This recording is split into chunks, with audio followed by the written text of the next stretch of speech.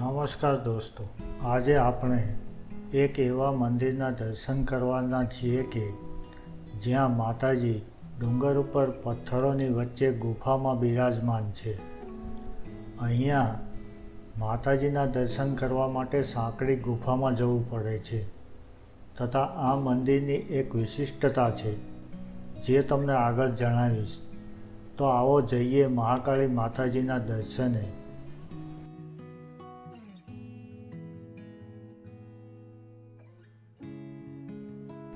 મંદિર સુધી પહોંચવા માટે થોડાક પગથિયા ચડવા પડે છે. પગથિયા માપસરની ઊંચાઈવાળા હોવાથી જે લોકોને તકલીફ હોય તે પણ આસાનીથી ચડી શકે છે.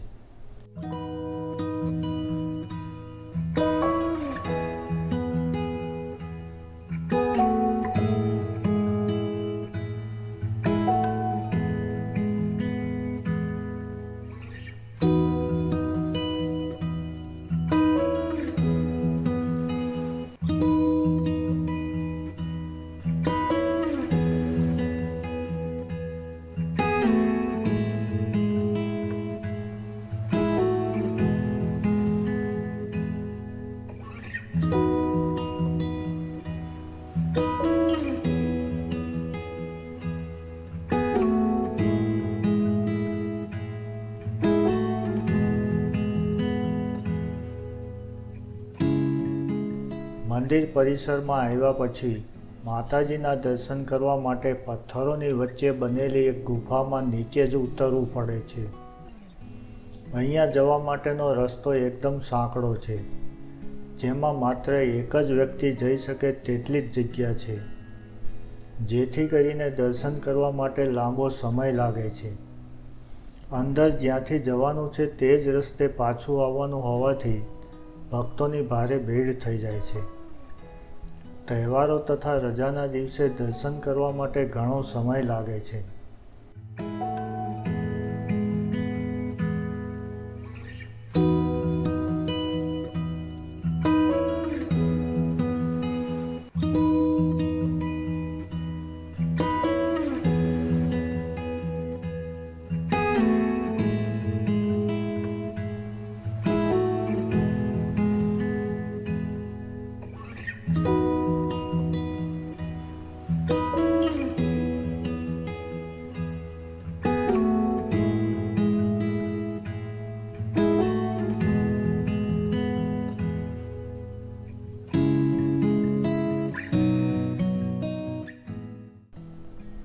મંદિર પરિસરમાં મહાકાળી માતાજીની બીજી એક મૂર્તિના પણ દર્શન થાય છે. જે લોકો નીચે નથી જઈ શકતા તેઓ અહીંયા પણ દર્શન કરી શકે છે તથા અહીંયા માતાજીના અખંડ દીપના પણ દર્શન થાય છે.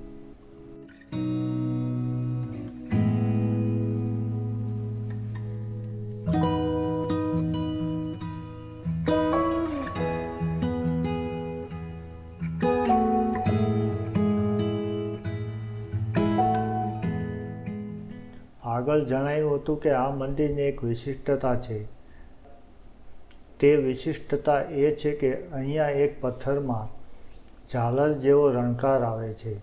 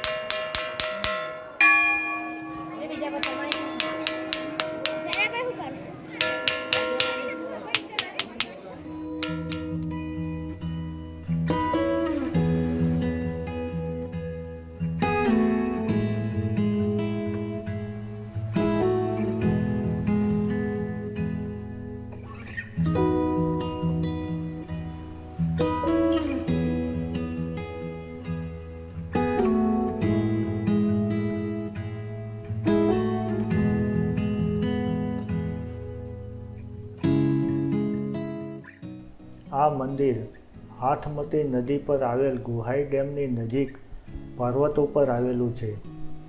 તેથી જો ડેમમાં પાણી હોય તો બાજુનું સરોવર ભરેલું હોય છે અને કુદરતી સૌંદર્યથી ભરપૂર આ જગ્યા છે જે તમે જોઈ શકો છો.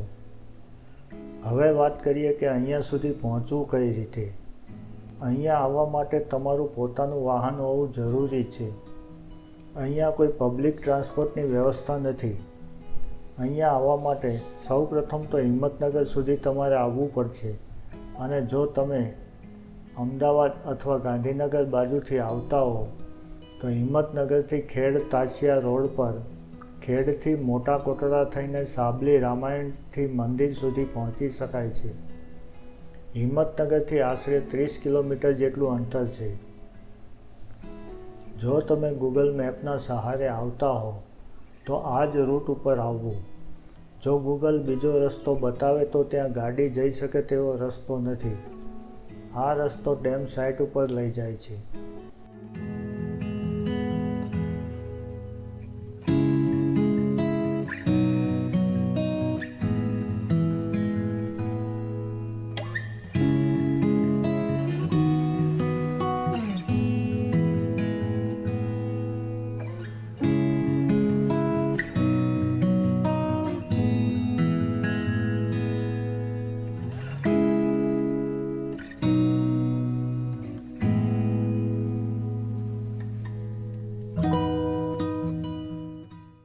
અહીંયા હાલ બીજી કોઈ વ્યવસ્થા ન હોવાની માત્ર નાની દુકાનો છે. મંદિર તરફથી વ્યવસ્થા હાલ બાંધકામ હેઠળ છે.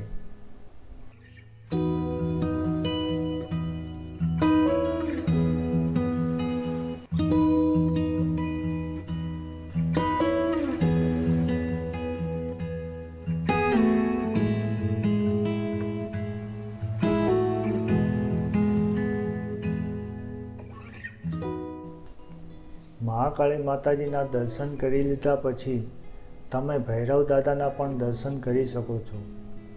ભૈરવ દાદાના દર્શન કરવા માટે મહાકાળી મંદિરથી માત્ર 7 કિલોમીટર દૂર બોલુંદ્રા ગામમાં મંદિર આવેલું છે. અહીંયા આવવા માટે તમારે મેઇન રોડ ઉપર આવવું પડશે અને મેઇન રોડ ઉપરથી માત્ર 2 કિલોમીટરના અંતરે જ આ મંદિર આવેલું છે. તો આ હતી આજની યાત્રા. ફરી મળીશું એક નવા વિડીયો સાથે.